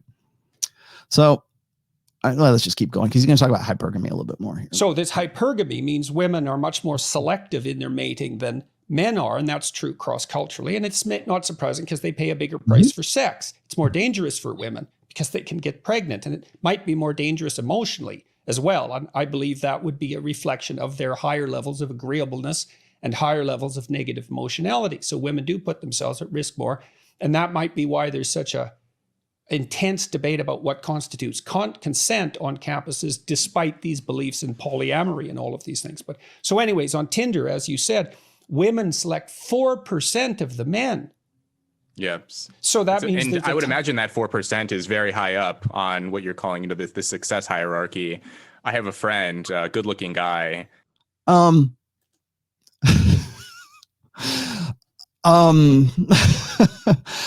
Tinder, on Instagram, I mean, maybe you could flex on Instagram. I think probably a little bit more than Tinder. But as far as your profile and everything, women are looking for the alpha seed side of hypergamy. It's all about looks. It's all about perception. And God bless you, you black pill doomer guys, and doing your experiments with getting Giga Chat and making fake profiles on Tinder just to do an experiment to see how many swipe rights he's going to get, right? Like they'll say, oh yeah, I'm a convicted, child killer or something like that. I just got out of jail, but I'm looking for a good time. And women, all he has to do is look good. And it's like hundreds and hundreds of women want to get with this guy. It's not about socioeconomic status. It's not about, does this guy look like a lawyer? I'm going to be a lawyer. I mean, can you put it in your profile? Sure. But are they picking it on? Are women picking those guys on the basis of socioeconomic status, on the basis of the beta buck side of hypergamy? No. Tinder is all alpha fucks. It's all short-term sexual. That's why they complain. They were just complaining a minute ago about how it fosters quote unquote hookup culture. Yeah. So it's like, guys, even Rob, sorry, but back the fuck up a little bit here. It's not about that. It's about nothing but looks and perception online. Maybe afterwards it does, but when they're hooking up, when they're meeting each other, is women selecting those guys based on pretty much how good they look. And Rob's going to say this here. So. He was very active on Tinder for a while, and he accumulated more than 20,000 matches on the app. 20,000. 20,000. And he was so successful that Tinder pinpointed him early on and gave him all kinds of free perks and bonuses and lifted his radius restrictions, gave him the Tinder Gold app or whatever version of it, basically trying to entice him to continue to use the app. Yeah, they wanted to entice him. This is so amazing. They never want you to leave. These are unbelievably pernicious and vicious broad-scale social experiments that are. Yeah, they are. But again, he's good looking enough to get that. Now, I don't know how true this is, but let's just say for sake of argument, he's good looking enough to get that and get into that, get the gold card, right? The gold card, which is like a pussy pass for the guy, right? To be able to get that, the reason why Tinder wants that guy around is he's good advertising. That's why. It's not because they're fiendishly again. Notice how they default to the idea that it must be the guy. It's Tinder, like motivating this guy to go out and get more sexual conquests and use these poor girls up. Poor girls who would be swiping right on him in the first place. The ones that he got 20,000 right swipes on because he's so good looking. Good looking. Yep, there you go. Looks money status. Yes, okay. Good looking. Yes. Now, later on, maybe they find out he's a dork, right? Who knows? Probably not, but and we can talk about congruency, but as far as hypergamy goes, again, alpha fucks, beta bucks. Tinder is all about the alpha seed side of hypergamy. Deal with it. I know it's hard, Jordan. I know, Rob, maybe. I know it's tough, but you have to understand that it is women making these selections. It's not guys, and it's not even Tinder. Tinder's reacting to the market. I think it was, I know what it was. I was doing the show way back. I think it was like almost a year ago or over a year ago now. I was doing the show for John from Modern Life Dating's body language mastery course. And I think it was the second one. And I did a video with him. And I think we were talking about like maximizing your Tinder profile and what you can do with your pictures and how you can use Face App and how you can basically it's all manipulation of the perception of who you are and what you are, right? Who you are when you show up at the date is probably going to be somebody different than who you are when you're on Tinder or Instagram or whatever else, right? It's brand management at this point. I think what both of these guys don't understand is that's where we're at in 2021. Dating, mating, family formation, everything we've talked about up to this point in the conversation is all brand management. It's all perception. It's all what does she believe you're going to be like to get to that point where it's like, well, okay, I guess I'll get with them. It's all salesmanship. It's brinksmanship. Go look that one up, kids, But the fact of the matter is it's all brand management. And guess who's helping you? What's the platform? Who's facilitating this? Well, Tinder is. Of course they do. So on that show with John, we were talking about building up your social media profile and your what the best practices are. I think there's a site where you can send in your pictures that you have on social media on Tinder, and it will tell you how you can improve those. I don't remember the name of the app. John will probably school me on this, but it will give you sort of a rating for that picture and how successful it will be and how it won't, as in an algorithm comparing like all the other pictures that are on that profile and this, comparing similarities and stuff. That's how in depth it is. And these guys are like shocked to find out that this is really what's going on. It's like, no, that's it. Tinder is just facilitating the market that already existed before they came around. Tinder's not fiendishly going, ha ha ha. Then they're if they are, they're probably doing it unwittingly. But Tinder doesn't work if the sexual marketplace isn't what it is. So yeah, of course, you can talk about social media and trying to make it as addictive as possible. That's what Rob's saying. He's trying to make it. They try to make it as addictive as possible. Well, if you're getting 20,000 hits, you might want to stick around. If that's the case, you are you're probably at the top of the pinnacle of that apex, 20% of guys, right? You're probably at the very top of that. Whether those guys are like, I would love to ask Rob, do you think your friend is Dark Triad? Is your friend, is he, a psychopath? Is he narcissistic? Or is he just so good looking that Tinder would love to use him as an advertisement for the women who are coming in there? Because primarily Tinder is used by guys.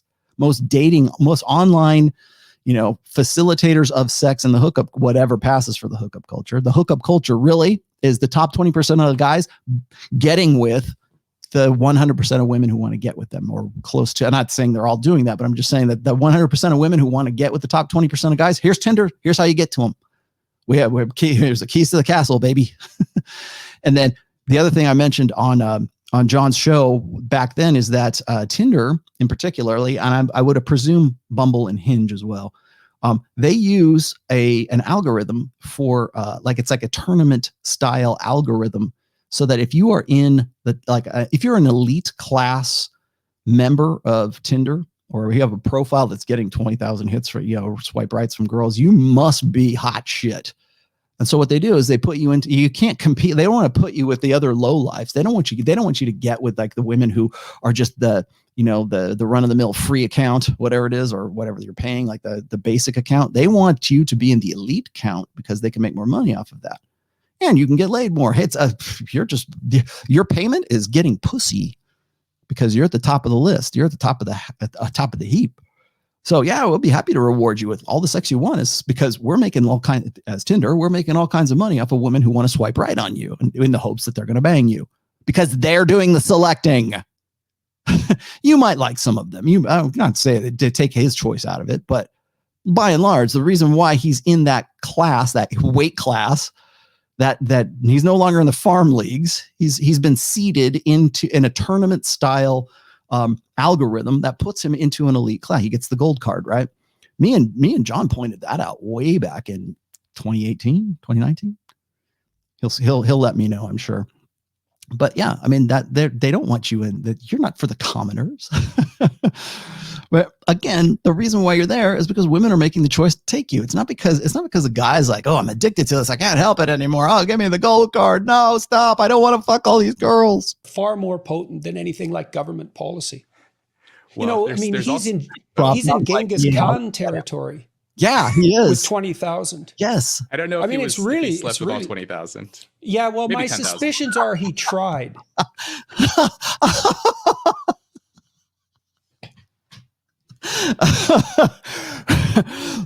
My gut says he tried to bang all 20,000 of them. Okay, ladies, let's get it. Even Rob is laughing at this because it's ridiculous. It's ludicrous right there. I mean, it's like, that's a guy who could get that many clearly is the guy who's like running through all of these other beta males, future, soulmates. Not because they chose him, but because he's there getting, come on, girls. Oh God, I don't know if I can't take 10 more. Oh God, no, one for the team. Even Rob's laughing. And I know he'll get a kick out of that. That records for like athletes, for example, and movie stars, there's some of the men have reportedly slept with thousands of women. Yes, Wilt Chamberlain and Gene Simmons. There's others who are in the same category, but they're men who have women throwing themselves at them all the time, lining up for them. And I've read biographies of people who had that sort of thing happen as well. But that's not the typical male experience. No, the typical male experience is all rejection. Nothing. Exactly. Right. They might get a couple matches a week. Right. So you see what's happening is that Tinder is one of the forces that's transforming monogamy into polygamy. And the problem with polygamy is that it follows a Pareto distribution, like the distribution of wealth, is that some tiny minority of men get all the sexual opportunity and all the rest get virtually none.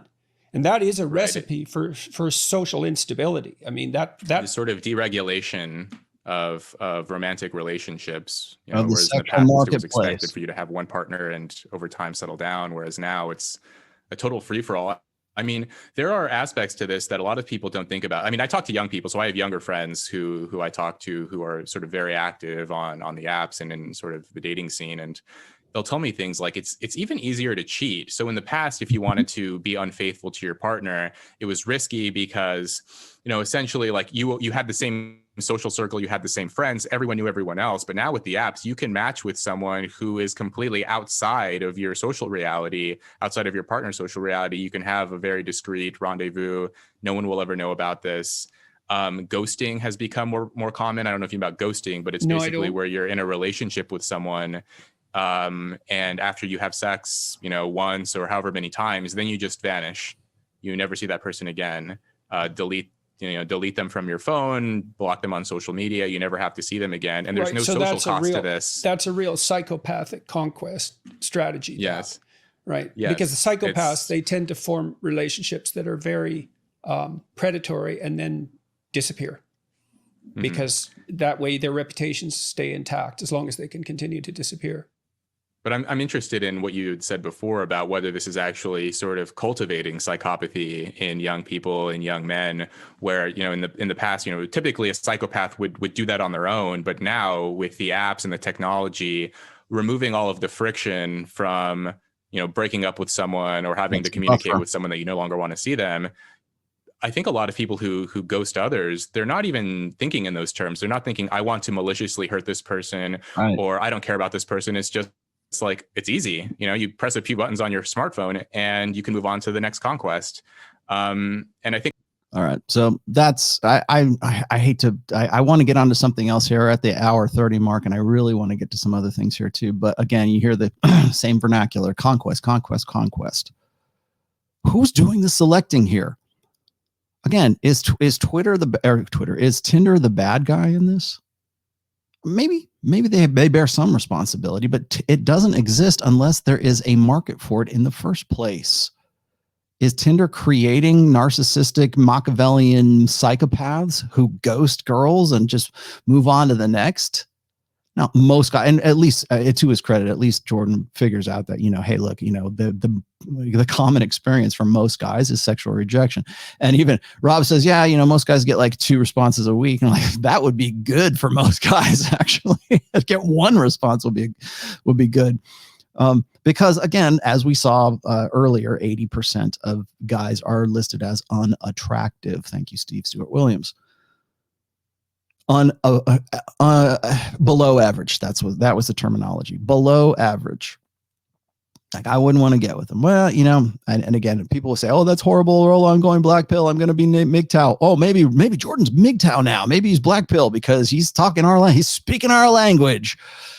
I doubt it, but the fact remains is that, the stats don't look good.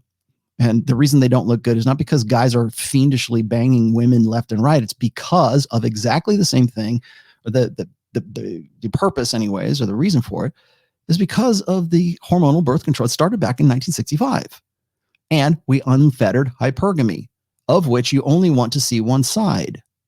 And until we embrace and until we acknowledge that women have the short-term sexual side as a primary motivator, and we're seeing it more and more and more today, then as long as women have that other side taken care of, that blue pill beta bucks side of hypergamy taken care of, or perceptually taken care of, the belief that it doesn't matter because either I'll get alimony, I'll get child support, I'll get, AFDC, I'll get, socially network wise, people will support. I'm a superhero if I'm a single mother. Remember what Rob was saying before? He says, his friend who's, I don't know if it's the same guy, but he said his friend who was looking outside the 50, mile radius or whatever, outside of the university radius, they're all single mothers.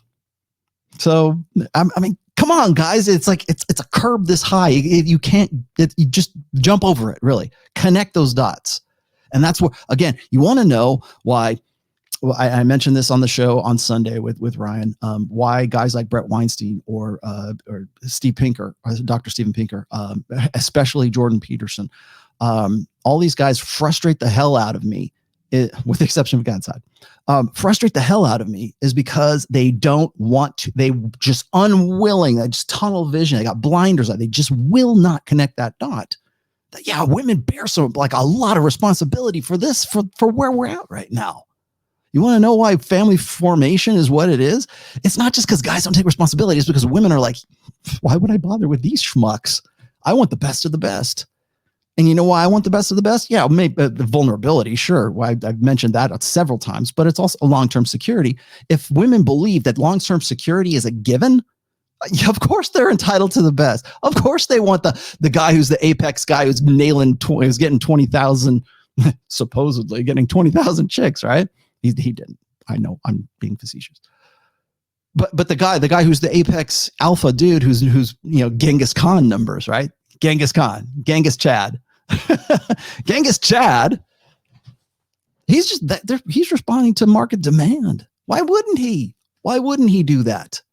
Well, he should be ethical and moral. Yeah, okay. Yeah, you should. I'm not going to tell you what you should and shouldn't do. I don't make judgment calls. I don't give you prescriptions on this show. Yeah, should he? Oh, that's why we have socially enforced monogamy. Pretty much a no-brainer. But again, when all bets are off, when all restrictions are off, female sexuality, I don't want to repress the little lady's sexuality. You'll never hear that. You don't hear pastors talk about this. You won't hear Jordan Peterson talk about this. You won't hear even like very well-meaning, well-rounded, like social scientists ever say, like, remember on Sunday show when I was doing the breakdown with Brett Weinstein and his I guess it's his wife, and I forget what her name is off the top of my head. Is it Heather? I think it's Heather something. They just don't want to say, you know what? We need to put some restrictions on women's. We got to curb this. We got to curb this hypergamy. You know what? Well, we need to get rid of Tinder. Tinder's just facilitating what the natural impulse is. So, do we just get rid of Tinder?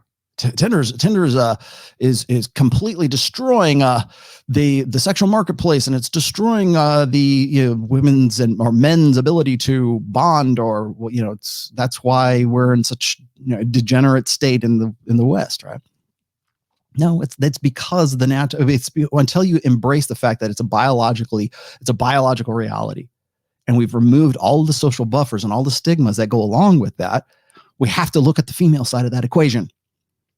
Jordan, Rob does. Rob knows. Rob's good. I've read Rob. So that's that part. I'm going to move up. As I said, I'm going to bounce around. So I'm going to move up to an hour 14 because we get into some really spicy stuff up here. So let me put it up to right about there. There we go. And so we would expect that to have no political impact whatsoever. We're going to talk about birth control here in a minute. Yeah, I mean, it does seem to me that it's unlikely that it would have zero effect. I guess my question would be, why now then? Why would it? I mean, because women have been going to university now for 50 plus years. I think they've been the majority. They didn't dominate. Well, right. they've dominated. I mean, I think they've tipped past 50% since I think the early 90s. So why is it now that, this, I mean, perhaps, that's one ingredient is sort of the dominance of women on universities, in addition to maybe social media and a few other sort of more recent inventions that have spurred this on.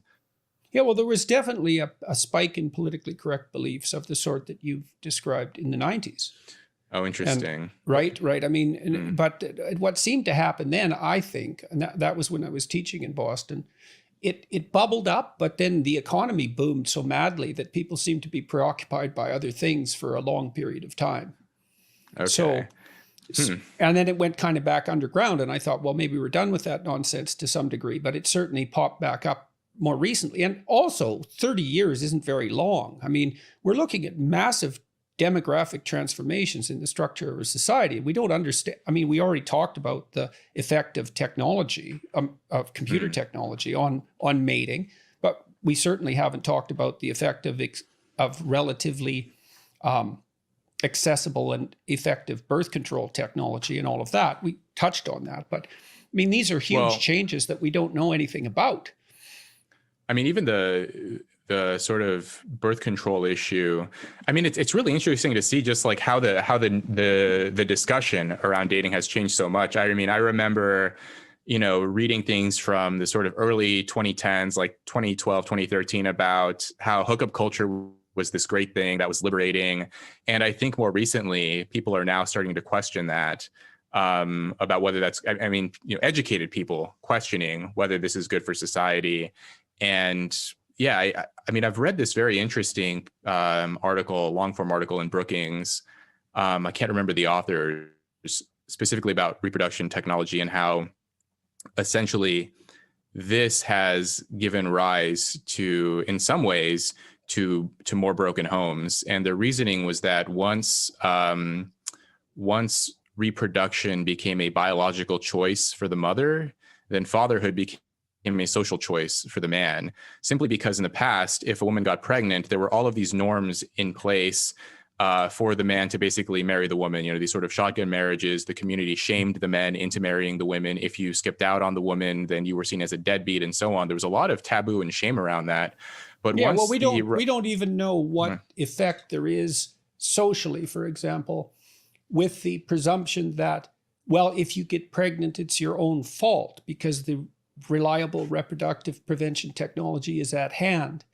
You know, and many women who get pregnant have not taken the pill properly, for example. And so I'm not saying that they should be blamed for that. I'm not saying that. What I am saying is that it opens the door for attribution of responsibility to the women. And we don't know what that effect what effect there is of that on social institutions.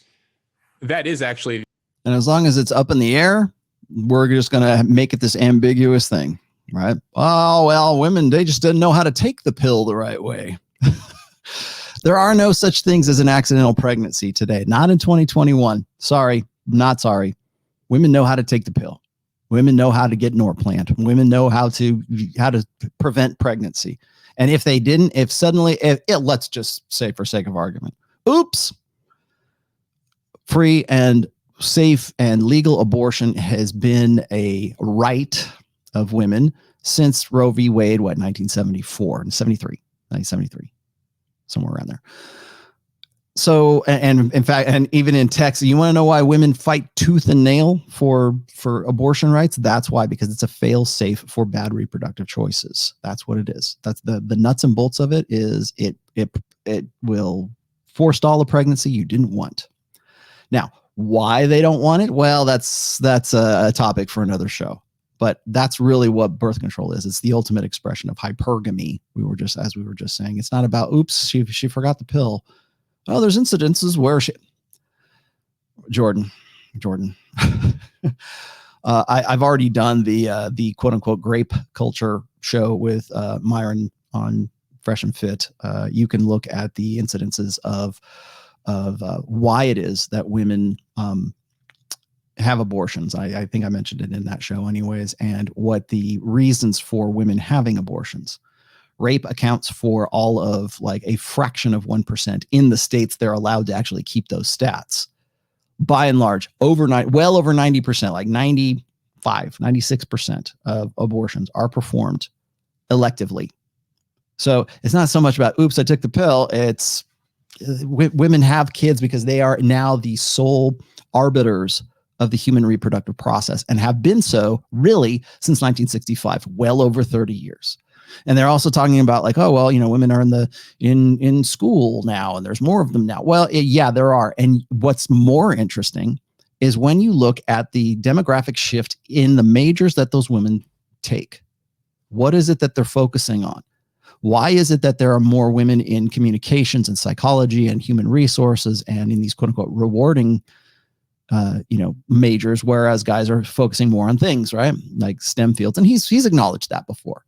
But we still have to look at the overwhelming reasons why women get into that sector of, of the economy as opposed to anything else. Women aren't like getting degrees so they can work in raw sewage. They're not getting degrees so they can be an electrician on a construction site. Very, very fragment, less than a fragment of 1%, a fraction of 1%. So we have to look at the reasons for that as well. And I know they can't get into every single detail in this show, but once again, the catalyst for this, hormonal birth control. It was a more significant, this is me saying this, but it was more significant an invention than the atomic bomb, at least to humankind anyways. The argument, if I recall from this Brookings article, which was that, not necessarily on a societal level, it wasn't like society suddenly said, well, now if you get pregnant, it's your fault because of the pill. It was more on a local level. Couples started to believe this. Men started to believe it. The neighborhood, the community started to accept that, if a man has sex with a woman and she gets pregnant, the man can say to himself, well, that's not my problem. That's kind of your fault because, you have this magical pill that can whatever, so I don't have to get involved anymore. And I think the local community and the social environment sort of tacitly, if not sort of openly, but at least tacitly, started to accept this kind of logic, this kind of reasoning. And this basically allowed men to skip out on their responsibility. Right. Well, it's almost inevitable to accept it if you accept the proposition that women now have control over the reproductive function. There we go. And we don't want to de-emphasize, like I thought the 20th century would be remembered for three things: hydrogen bomb, computer chip, the pill. Mm-hmm. Three bombs, right? Because, I mean, there hasn't been a time in human history where females had control over the reproductive function. It's the equivalent of, almost the equivalent of a new species in terms of dramatic biological transformation. Say it with me, Jordan. Women control eugenics for humanity. That's really what it is. It's a eugenics program. And everything we've talked about up to this point when it comes to Tinder and who they're selecting and where hypergamy works and all this great stuff that we're now well aware of 60 some odd years after the sexual revolution, it's time we put those dots together. And it's time we start living according to that, the objective reality that 60, 65 years have taught us about that bomb that went off in 1965. We have to start accepting that. We have to start living in new order data, not old order hopes and dreams. No more blank slate. No more sexual conquests. No more, feminist language. That is a failed, dead meme. It's a failure. Feminism is a failure.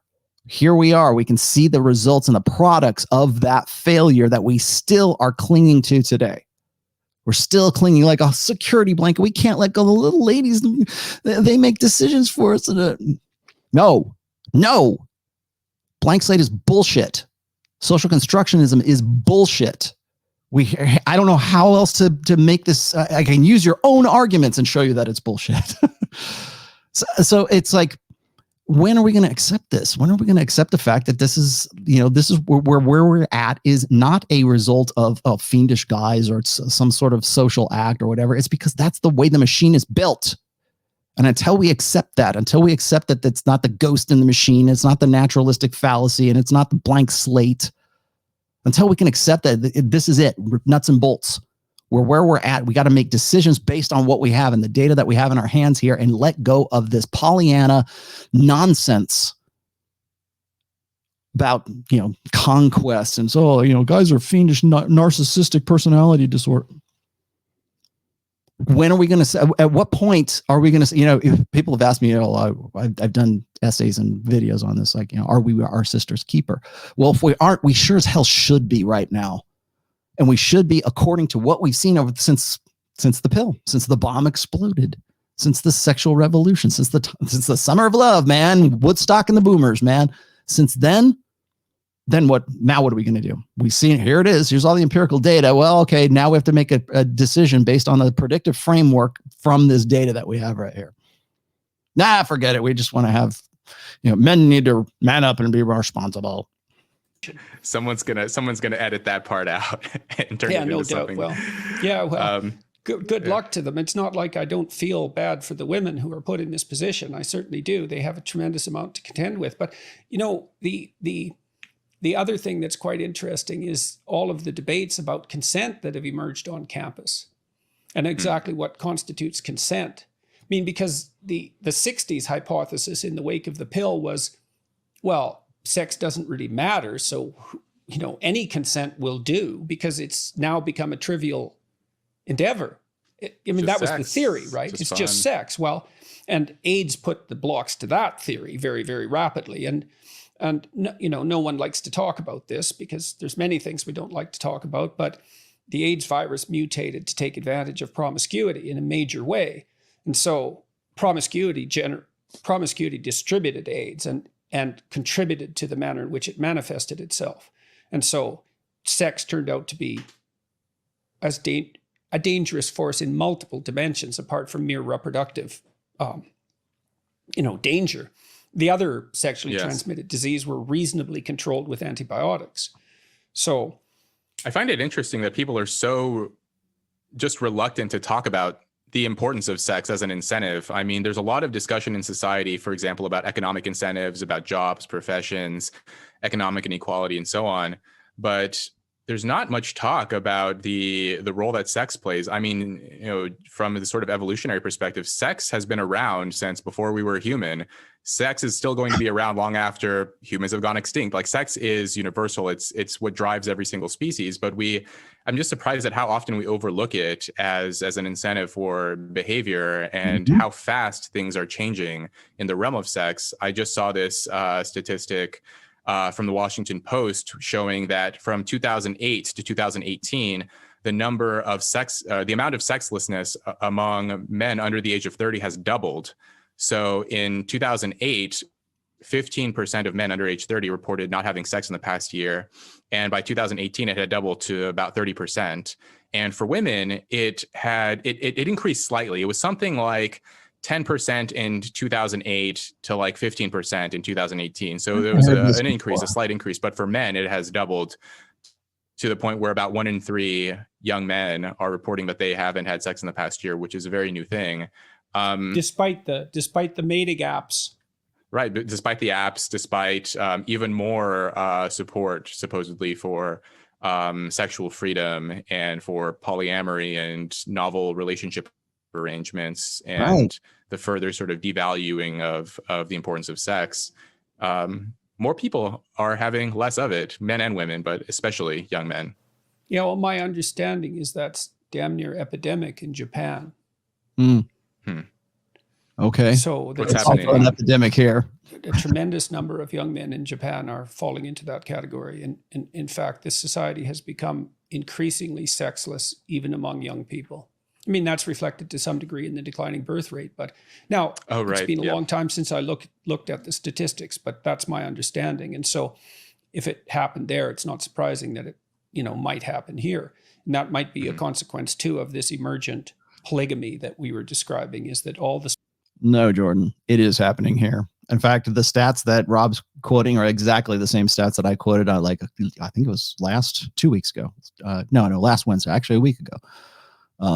When I was talking about male virginity, and I was using those stats, and there's a whole lot more that go along with that. I don't want to dig those out. Go back to that show and you can have a look at those, but it's here and it's been here. We've understood this since, they did the research from 2008 to 2018. So I've known about this stuff for almost 2.5 years at the very least. We know this. In fact, it was big headlines in the Black Pill Doomer communities. Oh, look, we're doomed. But what these guys don't, what Jordan really doesn't, he'll dance around here. And you can watch the rest. I hate to do this to you, but you can watch the rest of the video and check that out. But one of the things that Jordan just simply doesn't get is that pretty much puts the last nail in the coffin of his presumptions about hypergamy, his presumptions about why we're in the state that we're in right now. He just simply doesn't have the whether he has the interest or whatever. I just don't think he is as in touch with the sexual marketplace and understanding, well, certainly what Rob's talking about. But again, he is, and again, not to run him up the flagpole, but I do understand his history with his wife. I do understand that, he met her when he was like 7 years old, got one itis for her back then, I watched the interview with Michaela and his wife and him, and I get the impression that he's very blue pill in that sense. And I said so as far back as 2018. And people ran me up the flagpole. They said, "Oh, Rollo, he's getting guys to go back to church. Isn't that something good?" I don't know, maybe, but I can tell you right now that he's not red pill. And everybody wanted to tell me how red pill he was, and they were filling stadiums and arenas all over the world with him and Dave Rubin going, place to place and selling a 12-step book. We're literally a 12-step book. And if he's your thing, again, I'm not shitting on the guy. I'm just saying we have to approach this from a more practical understanding of how he comes to the sort of assessments that he does. Clearly, he's not aware of the data that Rob is presenting to him. And clearly, he is not aware of the impact or the significance or the correlation that information, that data, those data sets have to what he's asserted since the beginning of the video. So what that says to me is when we have a rise in virgin men between the ages of 18 and 29 years old, while women are unaffected, it seems to me that women are still doing the majority of the sexual selection, whether that's on Tinder or that's just meeting the guy at Bible study. Women are the ones that are doing the selection, and they're the ones that are deciding who gets laid and who doesn't, and who goes home with his hand. And we're at the point right now where we're trying to legislate or make legislation so that women will never have to deal with another beta male again. They will never have to deal with a guy who should know better than to stay in his lane. We're going to criminalize making an approach. Oh, he made me feel uncomfortable. Arrest him. Okay, off to jail you go. Oh, me too him. Okay, off to jail you go. Oh, he looked at me a beat longer than I wanted him to. Okay, fire him from work. Take his business away from him. Take his livelihood away from him, just for whatever it is. And so what he's correct about one thing, they do learn this. They learn caution. It's not fear. It's caution. It's pragmatic caution. When it comes to, workplace arrangements or whatever else you want to call it, I get it, guys. I understand why you are the way you are, but here it is, black and white. We see a guy who's, an old school, old order mentality when it comes to the sexual marketplace that has no frame of reference about the new order. You have to stay on top of your game. You have to keep your finger on the pulse. And I just simply don't think that he has his finger on the pulse. So, and then last but not least, when we look at those stats, and I'll just repeat this one more time, because I mentioned this on the last Wednesday's show, is that women are the ones that are making the decisions right now. They're the ones who are in control of the breeding. They're in control of the reproduction. From you even approaching, from the micro, right? From you even having the notion to approach that girl, because you know that if you do and you screw it up, if you're awkward, socially awkward in any way, it could be interpreted as creepy. It could be interpreted as your sexual assault. It can be interpreted that way. And guys understand that. I don't think it is as expressed as most guys want to make it out to be. But still, I do understand that, let's say, caution, that hesitation. From that point, all the way to, I'm going to abort your kid.